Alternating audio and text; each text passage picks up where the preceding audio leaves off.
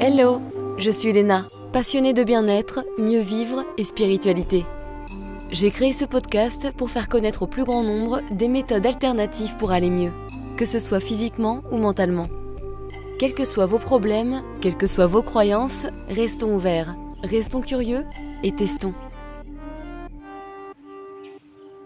Bonjour à tous et bienvenue dans ce nouvel épisode d'Horizon Podcast. Aujourd'hui, le sujet porte sur un thème fascinant et souvent entouré de mystères et de questionnements, les esprits possessifs et les entités qui semblent interagir avec notre monde, voire parfois nous squatter ou même nous posséder, les coquins. L'invité du jour est Thierry Penin, animateur TV, radio, journaliste, reconnu dans le domaine du paranormal. Initialement issu du monde du théâtre, Thierry s'est tourné vers l'investigation des phénomènes inexpliqués et explore les mondes subtils ainsi que la parapsychologie. Au cours de cet épisode, nous allons explorer qui sont ces entités, pourquoi elles restent parfois liées à notre réalité et comment elles peuvent influencer subtilement nos comportements, voire squatter notre énergie. Il sera aussi question de la manière dont on peut reconnaître les signes d'une telle possession spirituelle et des méthodes pour s'en libérer. L'épisode abordera également des sujets comme le rôle des guides spirituels et des archanges dans la protection contre ces entités, ainsi que l'usage de la technologie pour capter des traces de ces présences à travers la transcommunication instrumentale. C'est assez intéressant ça d'ailleurs. Enfin, Thierry partagera ses expériences personnelles et des histoires intrigantes, notamment effrayantes. Moi, je peux vous dire qu'hier soir, sous ma couette, j'ai pas fait la fée de fleurs. J'étais pas toute fière. Heureusement, j'avais mon super toutou Tekel. Anyway, cet épisode est divisé en deux. La suite dans 2 semaines. Bonne écoute. Bonjour Thierry, bienvenue dans Horizon Podcast. Merci d'être là aujourd'hui. Bonjour Léna, merci pour l'invitation, comme on dit. Mais ouais, je suis très contente et je vais commencer directement en quelque sorte puisque pour ceux qui ne te connaissent pas, est-ce que tu peux nous expliquer pourquoi tu as décidé de te diriger dans l'investigation dans le domaine du paranormal? T'étais pas forcément dans ce milieu initialement, il me semble que tu étais à Grenoble, tu as fait des études plutôt, on va dire classiques, voilà, un peu dans le monde du théâtre quand même, mais voilà, je sais que tu étais toujours quelqu'un de sensible, il y avait pas mal de petits travail intérieur que tu as fait, peut-être que c'est ça qui t'a dirigé vers ce Alors, domaine, explique-nous un petit peu. le pire, c'est que oui, j'ai fait beaucoup un petit peu de cinéma et un peu de théâtre, mais mes études n'étaient pas dans le théâtre, mais j'ai fait des études scientifiques. Pour te dire que j'ai fait un grand écart entre la science et le paranormal. Ouais. Pourtant, je sais pas, tu sais, j'ai fait beaucoup d'arts martiaux, donc l'énergie m'a toujours attiré. Par exemple, l'énergétique, déjà, c'est un petit peu, c'est pas paranormal, mais on commence à être dans le subtil. Et puis, on s'ouvre un de petit fil en peu. aiguille, quand j'ai commencé à vouloir travailler sur moi-même, bah, tu sais ce que c'est. On commence à rencontrer un tel qui nous dit tu devrais faire ci, tu devrais faire ça. Puis moi, je suis allé tester plein de trucs. Je me suis formé à plein de trucs, dont les soins égypto-esséniens d'ailleurs. Et bah forcément, quand tu rentres dans ces cercles, dans ces milieux-là, tu commences à entendre parler de plein de choses, Et même si peut-être ce sont des questions. Ma mère me disait que j'étais déjà très philosophe, alors que j'ai eu que 10 au bac en philo, mais c'était déjà pas mal. Dans le sens où, tu sais, les questions existentielles. Est-ce qu'il y a une vie après la mort, etc. Donc, en fait, on se les pose tous, mais avec nos vies un petit peu accélérées par la société qui peut-être nous accélère nos vies, on n'a plus trop le temps de se poser peut-être ces questions-là. Est-ce qu'il y a une vie après la mort? Est-ce qu'il y a des fantômes à côté de nous? En plus des fantômes qu'on voit dans les dessins animés et dans des films. Voilà. Ouais, c'est marrant. Je pense que c'est aussi une question effectivement de personnalité parce que ce que tu décris, moi, en tout cas, je me sens concernée. Je pense qu'il y a beaucoup de gens qui se posent des questions, mais effectivement, il y a des gens, peut-être qui s'en fichent ou qui croient qu'ils s'en fichent et qui avancent. Tu vois, ça dépend aussi. Ouais. Oui, c'est ça. Mais Il y a une certainement des sensibilité de gens base. qui ne veulent pas se poser la question parce que en Europe, c'est pas courant de parler à l'apéro de est-ce qu'il y a une vie après la mort. Si on se fait un apéro tous les deux avec des potes à nous, c'est probable qu'on va avoir ce genre de conversation-là à un moment donné. Ouais, c'est assez marrant que tu dis ça. J'ai pas trop de gens, moi, qui sont autour de moi, qui sont hyper intéressés par ça. Je pense que toi, c'est pas le cas, mais ouais, moi, de mon côté, c'est pas exactement la même chose.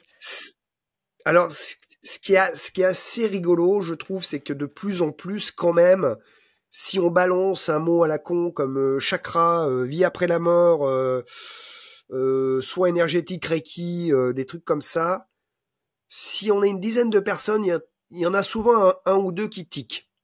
Ou qu'il y a une C'est-à-dire histoire à que j'ai raconter, l'impression que quand même, de plus en plus, voilà, il y a une expérience, il y a un truc.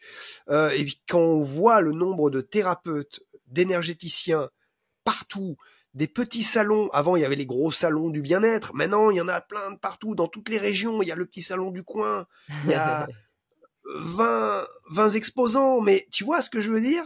Hmm. C'est moi, quand je viens de la région de Grenoble, et ça m'est arrivé d'être surpris de voir qu'à la boulangerie d'une station de ski, une petite station de ski locale, eh ben, il y avait une carte de, parce qu'il y avait quelqu'un qui fait de l'hypnose dans le secteur, quoi. J'ai dit, Ouais. waouh! C'est, donc, bon, je pense que de plus en plus, il faudrait faire des tests, mais on est de plus en plus Ouais, ouais, à ça se s'intéresser concrétise. Ouais. à tout ça, de près ou de loin, hein, de près ou de loin. Tu vois, ce Ouais. livre-là, j'ai une peur quand même. Je parle d'entités, ou comme je les appelle gentiment, les fantômes. On peut, on peut se dire, oulala, on va me prendre pour un rigolo, tu vois. Et en Ouais, je fait, suis je me d'accord. rends compte qu'il y a plein de gens qui me disent, mais c'est super que tu aies un livre là-dessus, c'est hyper important d'en parler. Euh, on fait une interview comme toi, tu vois, parce que c'est un sujet que, voilà, dont il est peut-être bon de parler, comme tous les autres qui sont entre science et spiritualité. Mais alors, est-ce que toi, justement, tu étais quelqu'un à la base de athée, croyant, agnostique? Tu étais comment? Oh, oh là là, j'ai du mal avec ces mots-là, je sais même pas ce qu'ils veulent dire.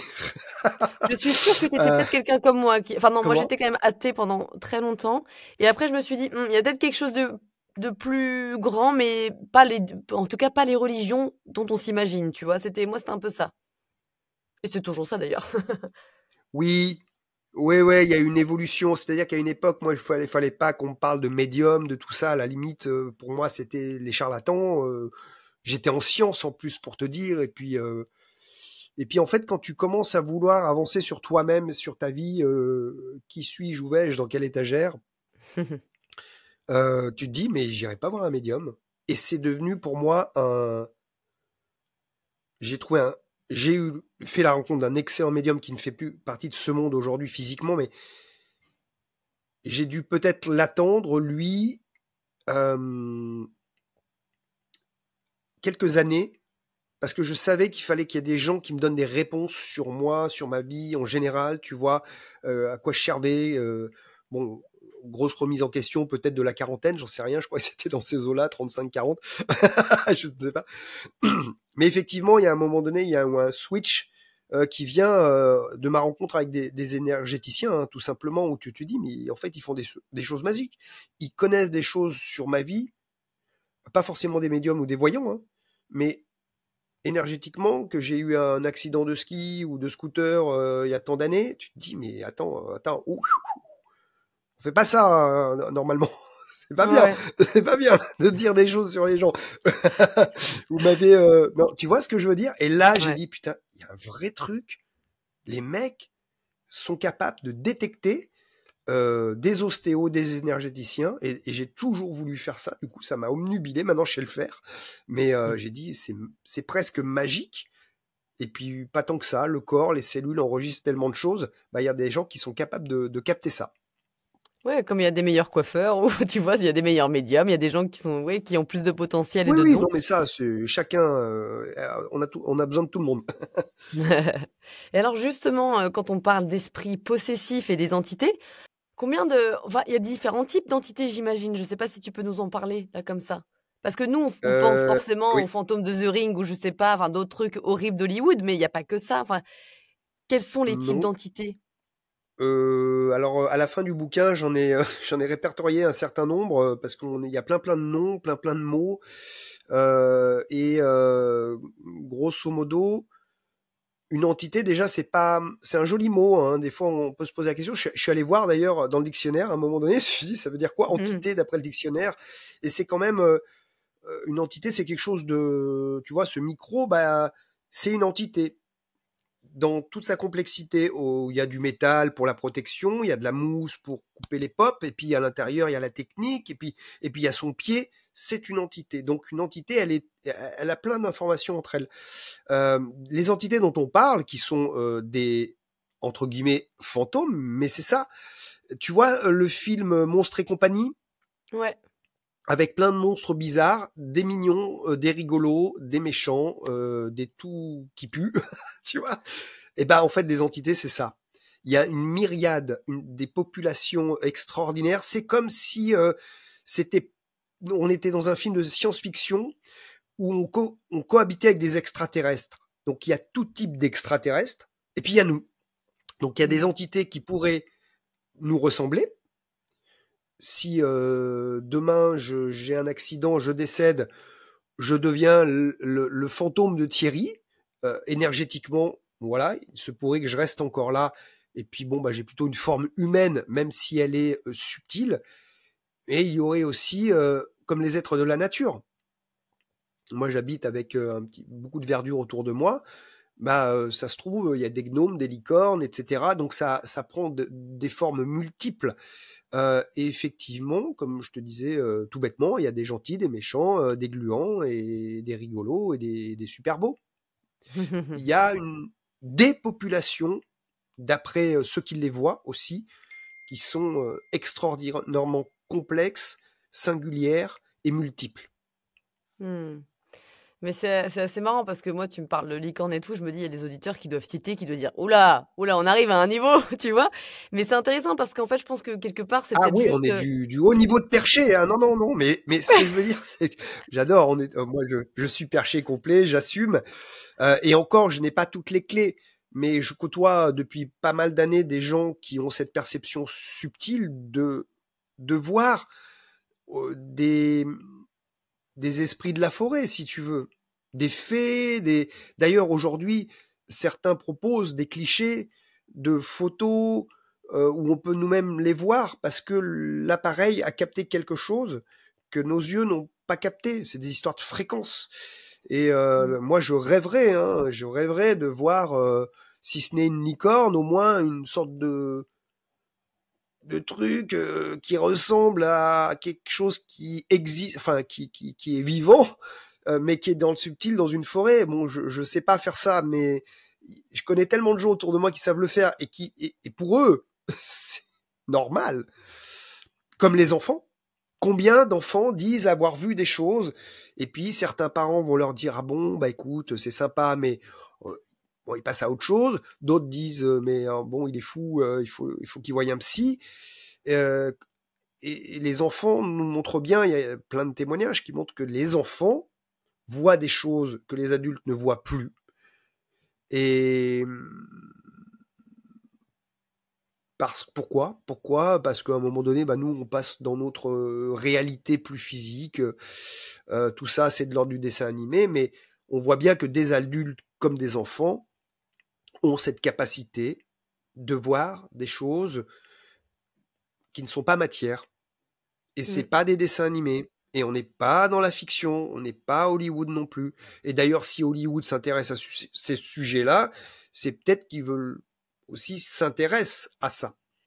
Donc oui, ça peut être rigolo, et puis ça peut être dingue, et c'est dingue. Et en même temps, ça se trouve, dans 30 ans, on aura tous fait à l'école des stages d'entraînement au subtil, et peut-être que ce sera monnaie courante que de savoir que nous, on est vivants biologiquement, mais que ça se trouve, il y a un mec qui est assis à côté de moi, que il y a des membres de ta famille décédés qui sont pas loin, que dans la forêt, il y a toute une population, et qu'il y a des entités qui peuvent aussi nous influencer positivement ou négativement.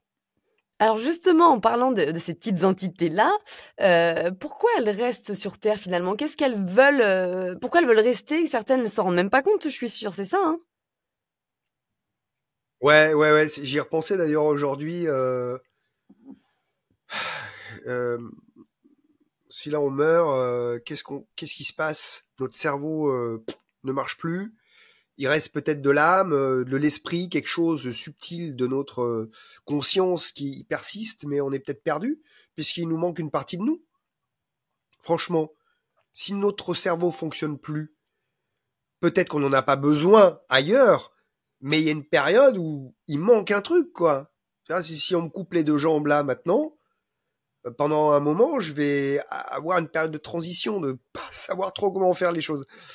Et certaines entités, certaine conscience ou esprit resteraient avec nous, sur nous ou dans nos lieux, parce qu'ils ont un intérêt, parfois positif, parfois négatif, parfois purement égotique aussi. Alors l'égotique, ça va être de vivre à travers quelqu'un quelque chose que le défunt aimait bien.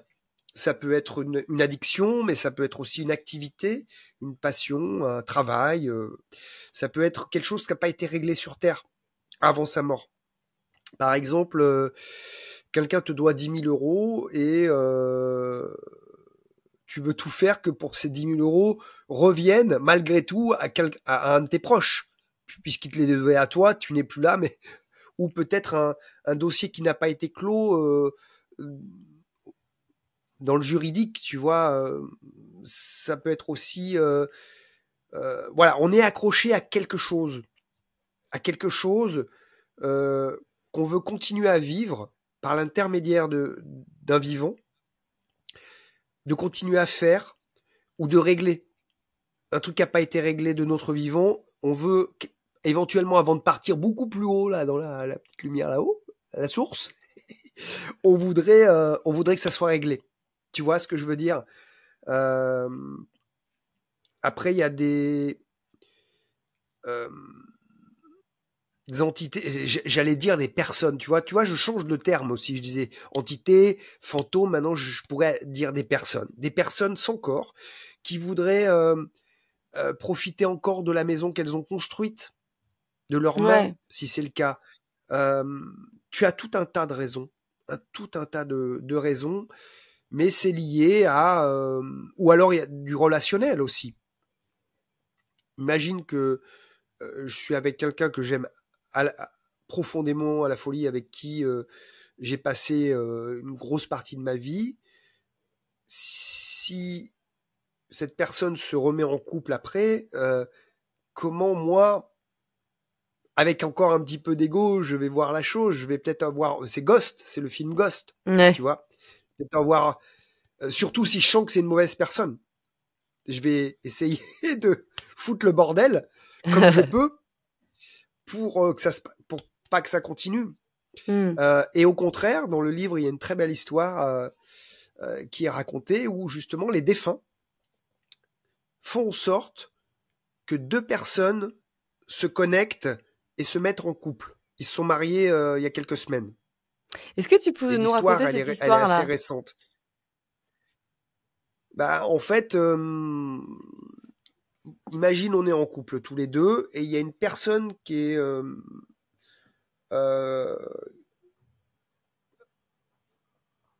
très jalouse.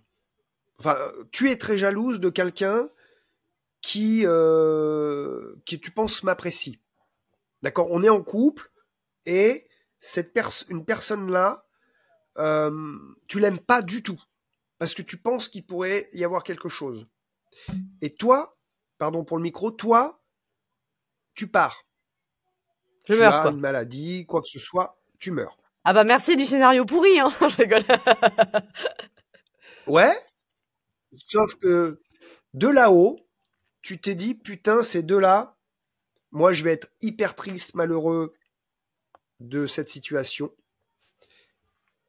Et tu vas comprendre, toi, que pour me sauver, pour que je reste en vie, pour que j'ai pas envie de faire une connerie, il faut que je me mette avec la personne que pourtant tu détestais. Tu vois ce que je veux dire? Donc c'est cette histoire où effectivement il y avait une jalousie terrestre, mais la femme qui aimait son homme, quand elle est partie, a tout fait pour que cet homme se mette avec ce qu'elle pensait être une concurrente. Un concurrent. Ce qui n'était pas forcément le cas d'ailleurs. Mais bon, voilà. Et du coup, c'était une bonne chose dans le sens où ce gars-là, il aurait pu se suicider. Il était vraiment au fond du trou. Et cette personne-là lui a apporté un nouveau souffle, un nouveau goût à la vie. Quelque part, cette personne-là l'a sauvé grâce à une entité qui plus est était sa compagne dans cette vie-là, dans sa vie incarnée. Je sais pas si c'est Ouais, si, clair. si, si, je vois. Et en plus, elle faisait des Et apparitions. Enfin, d'où les deux ont vu cette personne-là, d'où enfin cette l'idée que entité-là. les entités ne sont pas des méchants fantômes, mais peuvent être aussi simplement des guides ou pas des anges gardiens, c'est pas forcément des anges gardiens, mais des, des, des, des entités spirituelles influentes. Souvent, on parle de négatif, ça fout le bordel. Et parfois, ce sont des entités influentes, mais dans le sens positif du terme, pour nous qui sommes encore ici. En tout cas, de très belles histoires avec parfois des influences négatives et parfois des influences positives. Donc je t'avais perdu, hein. Donc, nous avons eu un petit souci technique. Est-ce que ce serait une entité farceuse? Je ne sais pas. Bah, c'est toute la partie transcommunication instrumentale ou ce qui se passe, et on la salue chez Véronique au château de Fougeray, et dans d'autres endroits, c'est-à-dire que ces fameuses entités qu'on adore peuvent jouer avec nos messages téléphoniques, nos ordinateurs, peuvent jouer avec des objets qui pourraient se déplacer, exploser. Il y a des ampoules qui peuvent éclater en fonction de certaines situations. Donc il y a manifestement du subtil qui se manifeste dans la matière et c'est parfois assez spectaculaire. T'as vu, je Mais suis alors bon en rime, justement, hein. ouais, Ça c'était wesh beau. wesh. C'est vrai que ça faisait bim bim bim, ça Bah, rebondissait, c'était bien. y a- Mais alors parlons de ça, tant qu'à faire, c'était prévu dans mes questions du futur entre guillemets. ouais. Mais parlons technologie et Ghost. Pourquoi les défunts communiquent avec l'électronique et la technologie? Bah, c'est parce que je pense que c'est plus facile d'influencer quelque chose où c'est des 1 et des 0 subtils que d'influencer une machine à écrire. Hmm. Si tu veux faire passer un message, tu as quand même besoin, sur une machine à écrire, pour ceux qui savent encore ce que c'est, d'appuyer fort sur des touches. Même l'ordinateur, il faut avoir des doigts. Alors qu'un téléphone portable, un ordinateur, c'est que de l'électricité, de l'information. Donc ça se trouve, le subtil a plus la main mise sur le numérique. Parce que finalement, les 1 et les 0 avec lesquels on communique aujourd'hui, qui passent un petit peu de partout dans des fils, dans l'air, via des antennes, etc., bah, c'est hyper subtil. Et du coup, c'est peut-être plus facile, parce que ça demande de l'énergie quand on n'a plus de matière. Là, j'ai des muscles, Hmm. je peux faire ça, ça fait toc toc. Par contre, si j'ai plus de corps, comment je fais pour faire toc toc, quoi? Donc ça demande soit beaucoup d'énergie pour faire ce toc toc, soit il n'y a pas besoin d'énergie parce que rentrer dans des 1 et des 0, peut-être c'est plus simple. Oui, puis même des ondes, des fréquences, finalement, c'est plus simple Et puisque tu oui, as puisque surtout c'est des histoires de l'énergie à une certaine fréquence. fréquence. Ouais, exactement. Ouais, ouais, ouais. Ouais, complètement. Intéressant. Et parce qu'en plus, il existe tout un tas d'appareils pour essayer de capter et d'enregistrer des traces entités, que ce soit des voix ou des visages ou encore des silhouettes. Et quand Oui, j'entends parler de ça, moi, ça me fait penser toujours, tu sais, aux émissions américaines où il y a des Ghostbusters qui entrent dans des espèces de maisons un peu bizarres avec tout leur oui, matos. Mais c'est sérieux, pour le coup, il y a de nombreuses personnes qui se sont intéressées, et t'en parles beaucoup dans ton livre et c'est ce que j'ai beaucoup aimé. Elles se sont intéressées sérieusement à ce que l'on appelle la TCI, donc la transcommunication instrumentale, et ce, peu importe les origines, peu importe les raisons et les milieux différents dont elles venaient, ces personnes-là. Est-ce que tu peux nous en parler? Je trouve ça hyper intéressant. bah, la TCI, ouais, c'est vraiment des laboratoires personnels ou plus importants, où avec un petit peu de matériel, on va tenter des communications. Mais sauf que là, c'est, tu vois, je dois avoir une entité qui veut pas que je parle. Après, on devient parano, tu sais. Oui, non, alors oui, ça c'est très important de dire. Il y a tout un tas de raisons pour qu'il n'y ait pas d'entité aussi. Hein. Faut aussi On va en vérifier parler. que tout va bien à tous les niveaux. Pour ce qui est de la TCI, euh, au départ, ils faisaient ça avec des magnétophones. Mais voilà, c'est-à-dire que c'est programmé. C'est-à-dire que la personne souhaite un contact. C'est pas quelque chose qui vient instantanément comme ça. C'est des gens qui font de la recherche, qui essayent de capter. C'est comme on voit une soucoupe volante. Bon, on va dire, bah, c'est un extraterrestre, mais je ne l'avais pas demandé. Mais ceux qui envoient des signaux là-haut en attendant d'une réponse, là, on demande. Donc c'est plutôt ça. La TCI, c'est ça. On met tout à disposition pour que des esprits se manifestent. Bouh, tu vois, c'est des esprits, mais aussi c'est l'histoire de Catherine Kosmala, qui une grande collaboratrice de l'IFRES. Et là-bas, ils ont un vrai laboratoire avec des lasers, une voix, toi qui fais de la voix, un larynx artificiel qui reproduit ce qui est capté dans le subtil pour que ce robot de la voix puisse dire ce que l'esprit voudrait dire dans le subtil.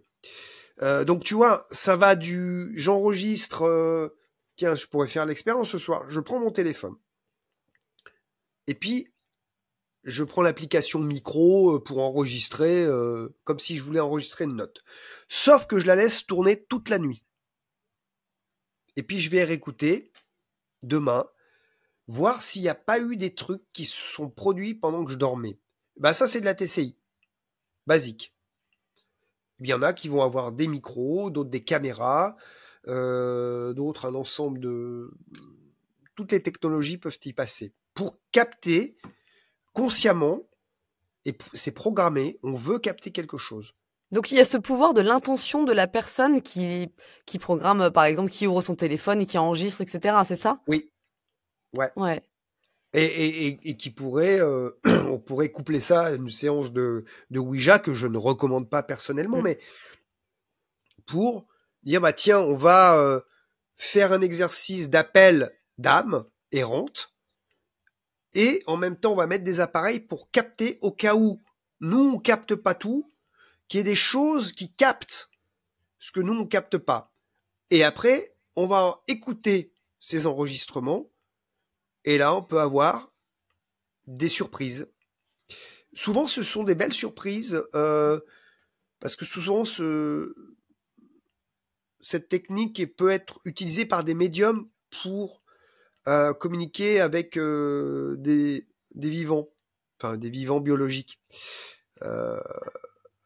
Et c'est chouette parce qu'il peut y avoir des messages assez audibles ou peu audibles, compréhensibles, mais en y prêtant l'oreille, en écoutant plusieurs fois, on se rend compte que des messages assez synthétiques, mais très précis, sont racontés.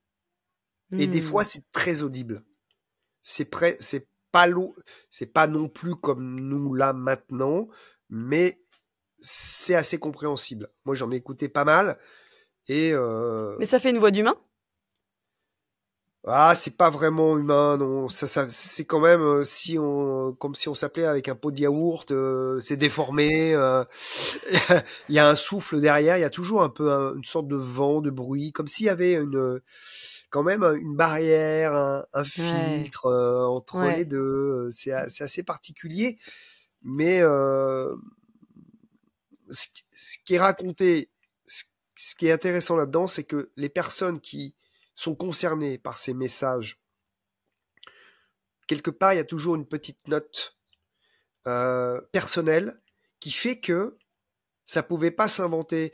Comme les parents vont appeler leurs enfants, par exemple, mais dans le secret de la famille, enfin dans l'intimité de la famille. Tu vois, il y a des mots qui ne sortent pas des familles, des expressions, des anecdotes. Et là, le médium qui utilise la DCI peut pas l'inventer. Non, c'est clair. Comment mon père m'appelait, et là, le message que le médium capte avec du matériel, le médium pouvait pas le savoir, quoi. Ouais, t'as pas de doute, quoi. Ouais. Et tu te ça dis parle à la là, personne. soit le magnétophone capte ce que j'ai engrammé en moi comme information, ce qui est une probabilité, il faut en parler. Soit il y a vraiment un esprit ou une entité qui donne cette information et qui est enregistré. Oui, c'est ça qui est intéressant, hein, quand tu parles de, finalement, le message du subconscient, peut-être qui pourrait, s'exprimer. Et je crois que dans ton livre, tu parles d'Hans Otto Koenig, qui lui voulait prouver que les voix qu'on entendait venaient de l'inconscient de la personne qui réalisait l'expérience. Je sais pas si tu peux nous en parler, mais c'est vrai que du coup, finalement, elle était plutôt convaincue. C'est un grand débat. Là, c'est le débat philosophique de la fin du livre. Et vous pouvez aussi lire un autre livre qui sont les coups de fil de l'au-delà. Et on se pose ces questions parce qu'on n'a pas les réponses. On n'a pas les réponses. Et si on écoute le rasoir d'Occam, cette théorie, cette philosophie nous dit que parfois il faut aller aux choses les plus simples. Voilà, on a des messages de notre père, de notre grand-mère, etc. Pourquoi aller chercher midi à 14h? Ça se trouve, c'est vrai. Ouais. Et après, on se pose la question, est-ce que finalement, tout ça viendrait pas que de moi? Est-ce que c'est moi qui crée pas ce texto de ma grand-mère qui me dit quelque chose? Ça m'est jamais arrivé, moi. Enfin, j'ai eu quelques histoires, mais pas de message comme ça. Qui crée quoi? Est-ce qu'on crée notre réalité à tel point que on est capable de créer même inconsciemment des choses paranormales? C'est une question qui reste ouverte, on n'a pas la réponse. Ouais, mais c'est ça de se poser toutes ces questions-là finalement. Et puis après aussi de lâcher prise. Et puis des fois, ça fait du bien d'y croire dans tous les cas, je trouve. Surtout quand on a besoin, quand ça te concerne. Tu vois, parce que ça te fait chaud au cœur, tout simplement. Et des fois, ça te permet de faire le deuil beaucoup plus sereinement que si t'avais pas eu cette petite preuve-là, paranormale. C'est ça, ça veut dire qu'il reste, ouais. Mais c'est vraiment difficile c'est des questions on ne sait pas encore. Par contre, ce qui est marrant, excuse-moi, ce que je trouve marrant, c'est justement le créateur, le père de la TCI, c'est le Suédois Friedrich Jürgensen, il me semble. Est-ce que tu peux nous raconter, parce que lui, il a travaillé là-dessus, mais il y a une histoire un peu marrante quand il est mort, je trouve. Ah, je sais plus là. J'ai pas appris le livre par cœur. En fait, Vas-y. Si tu veux dire, redis, parce que de je suis pas spécialiste de la TCI. D'ailleurs, j'ai eu la chance de faire une interview avec Manu Delpech qui est extraordinaire et c'est son vrai truc. J'ai voulu parler de la TCI parce qu'il me semblait que c'était aussi techniquement, pas scientifiquement, mais quasi scientifiquement, des preuves qu'il y a quelque chose avec de subtil et on communique avec ce subtil parce que tout ce qu'on peut raconter, les témoignages qu'il y a dans ce bouquin, il y en a un paquet, ça ne concerne que ce qu'ils ont vécu et moi je les crois sur parole, vraiment. Sauf que voilà, c'est difficile de dire si c'est vraiment vrai ou pas, alors que la TCI c'est important parce que il y a des mesures techniques, c'est enregistré. Ouais, donc j'ai voulu faire, mais je ne suis pas un spécialiste de la TCI. Il faudra interviewer Manu Delpech pour ça. Il sera ravi. Non, mais en tout cas, ces témoignages sont assez intéressants et il me semble de souvenir que du coup, ce fameux Suédois Friedrich, il avait voulu chercher des preuves toute sa vie et quand il est mort, il aurait justement réussi lui-même à parler finalement comme un fantôme, hein, avec un de ses collègues collègue a pris contact avec Friedrich. Ah oui, c'est ça ce que tu voulais dire. C'est-à-dire que le mec a fait ça toute sa vie et puis en fait, quand il est parti là-haut, il dit mais en fait c'est vrai, je suis pas mort et puis je peux faire des trucs, je vais le dire aux copains. Voilà. C'est ça, je trouve ça génial. Je trouve ça vraiment rigolo, ouais. Tu vois, comme quoi je te disais que finalement on a peut-être on peut pas répondre. Je pense que moi on m'a dit un jour, c'est une TCiste qui m'a dit, elle m'a mis soi-disant, hein, je mets toujours du bémol, en connexion avec ma grand-mère. Et ma grand-mère avait vu de là-haut que je cherchais des réponses à toutes les questions possibles et imaginables. Et le message que j'ai eu, et c'est un très beau message pour cette interview, elle me dit, écoute, tu sais assez de choses, tu ne peux pas tout savoir, profite de la vie. Et les réponses viendront. Tu sais, comme dans Matrix, les réponses viendront. Mais peut-être pas aujourd'hui, peut-être pas dans 10 ans, peut-être quand je serai parti. Est-ce qu'on doit tout savoir? Ça se trouve, c'est pas bon pour nous. Oui, Puisqu'on est venu ouais. faire une expérience d'hommes, de femmes, d'êtres humains, d'animaux, de végétaux, de minéraux. Bah peut-être que on doit juste profiter de cette expérience-là sans savoir qu'il y a d'autres strates, D'autres d'autres plans, ouais. niveaux, euh, parce que sinon ça fausserait peut-être le jeu vidéo. Tu vois, si tu es en train de faire un jeu vidéo, tu es à fond dans ton jeu, t'as pas envie que quelqu'un te dise ouais, c'est l'heure de manger, c'est une autre réalité qui te rappelle. T'as juste envie d'être à fond dans ton jeu vidéo et tu kiffes ton truc et peut-être c'est pas bon pendant que tu joues à ton jeu vidéo que la vraie réalité vienne pourrir ce que tu étais en train de kiffer, quoi. Tu vois. Ouais, ouais, Donc je comprends ce peut-être que tu veux qu'on ne dire. doit pas tout savoir parce que sinon, je pense qu'on pèterait un plomb. Bah, en Je fait, le pense truc, que c'est que finalement, le mystère ferait peut-être que la vie est plus intéressante aussi. Alors, on se pose des questions, c'est aussi sain, mais il faut pas faire que ça. D'ailleurs, à trop oui. vouloir savoir, ou même à trop savoir, finalement, je trouve que c'est un petit peu anxiogène, hein, souvent. Tu sais, c'est comme même dans un domaine, quand tu te spécialises, des fois, tu sais trop de choses. Par exemple, bah oui, tu peux te stresser encore plus parce que tu sais trop de choses. Ou... Non, il faut effectivement garder cette part de mystère. Je suis assez d'accord avec toi.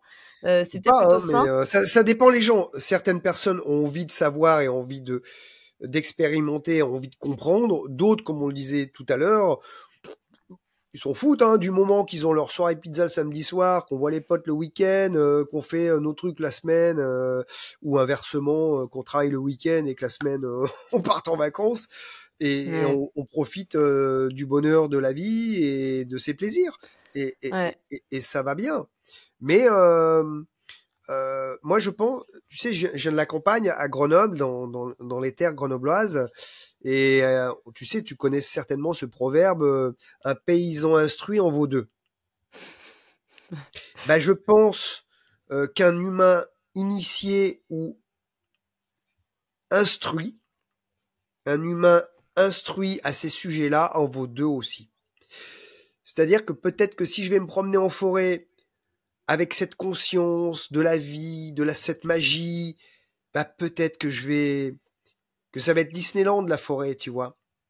Alors que quelqu'un qui va se promener en forêt pour aller se promener en forêt histoire de faire un tour pour marcher, il va moins profiter de cette forêt qui est pourtant la même, mais qui à mes yeux peut être parfois magique dans ses détails, dans sa singularité, dans sa complexité, mais en même temps, certaines personnes pourraient ne pas voir tous ces détails et dit juste bon bah c'est cool, je suis en forêt. Et donc deux poids deux mesures ou deux états de conscience un peu différents qui fait que on va peut-être mieux vivre des choses simples Oui, c'est vrai. euh, Ouais. parce que on sait que bah, peut-être derrière l'arbre il y a une licorne. Je blague par rapport à tout à l'heure. Non, parce que tout simplement que c'est juste aussi magique qu'il y ait du subtil ou pas. Euh, si on regarde les détails, tu sais, j'ai fait un peu de plongée sous-marine. J'ai pris Ouais. de 3 ans, j'ai fait de la plongée sous-marine en piscine et puis de temps en temps, tu vas faire un petit tour dans la vraie vie de la mer. Bah, il y en avait, leur truc, c'était de descendre à 40 mètres, d'aller à droite, à gauche. Il y avait une nana, elle adorait rester 20 minutes avec son masque comme ça, juste pour regarder les toutes petites crevettes, les petites algues, les machins.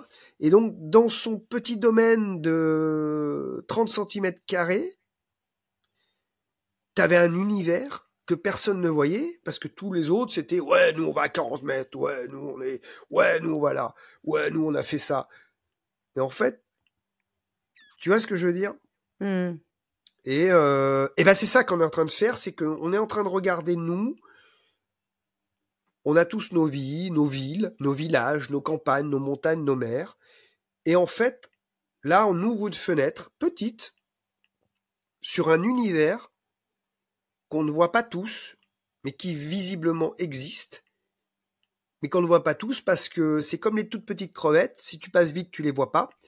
Mais les êtres subtils, les êtres de la nature, les entités possessives ou positives, qui sont peut-être avec nous, à côté de nous, dans nos lieux, eh ben, c'est un monde qui reste visiblement à découvrir. Et ça me fait penser dans ton bouquin, alors tu l'as vraiment vaguement, t'en parles vaguement, hein, mais je trouvais ça vachement intéressant, sur cette histoire de finalement de réalité parallèle. Tu sais, il y avait, je crois qu'il s'appelait, alors attends, je vais te dire, Hervé, un certain Hervé, Ah oui, qui, dans une certaine maison, où a priori il y avait apparemment une rencontre intemporelle, hein, ouais, c'est ça. intertemporelle d'ailleurs, avec une personne du 19e siècle qui lui cherchait à rentrer en contact avec le futur. Il me semble que c'est ça, hein, je trouve ça fascinant. C'est... Alors, je suis désolé, ça arrive à la fin du bouquin, mais si vous l'avez, ce bouquin, bah, dans le sommaire, vous pouvez aller chercher, parce que le but, c'est pas de tout lire, hein, on peut aller piocher On plein lit de comme trucs. on veut, en fait, c'est ça qui est bien. Ouais, oui, c'est ça, il est très ludique, hein. Il y a Mm. des trucs pratiques, théoriques, des témoignages, et vraiment, l'idée, c'est d'aller piocher peut-être ce qui nous fait le plus kiffer. Et ça arrive à la fin, mais en même temps, c'est bien que ça arrive à la fin, parce que là, on est dans un autre domaine, c'est-à-dire le lien entre des êtres qui ne vivent pas dans le même temps.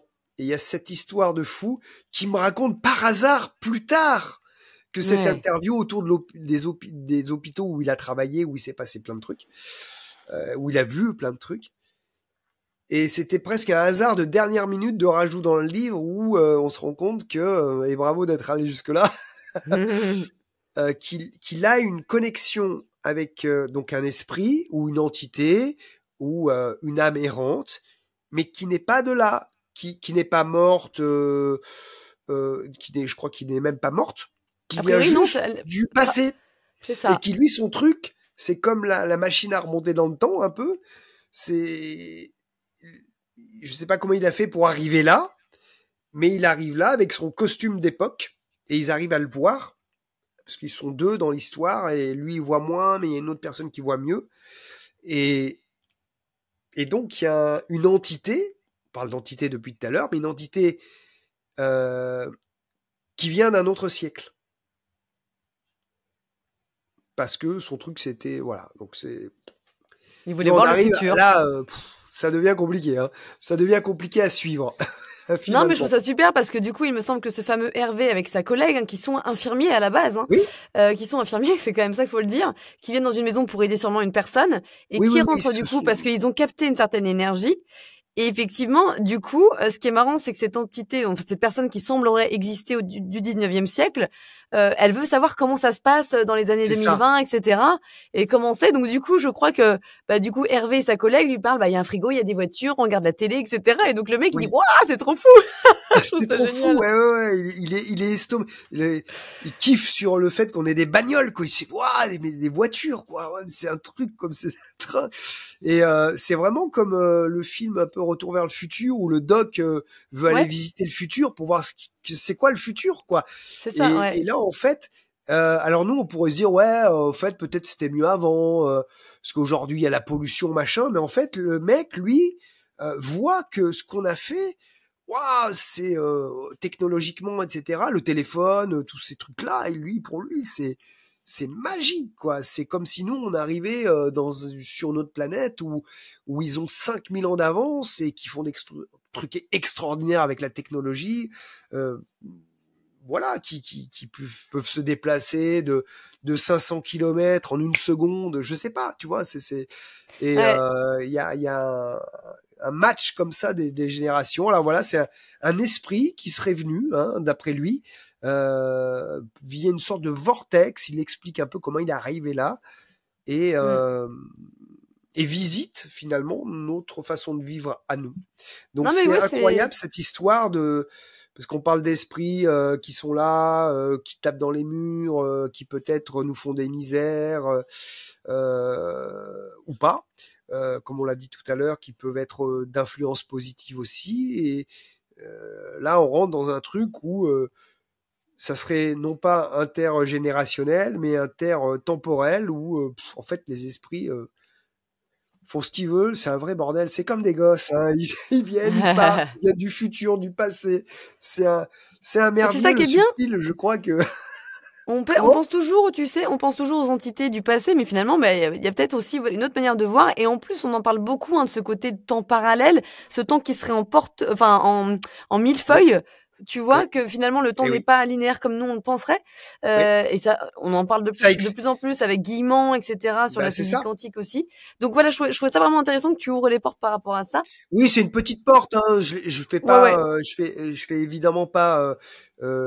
J'aime beaucoup les théories de Guillemot et de Jocelyn Morisson, bien évidemment.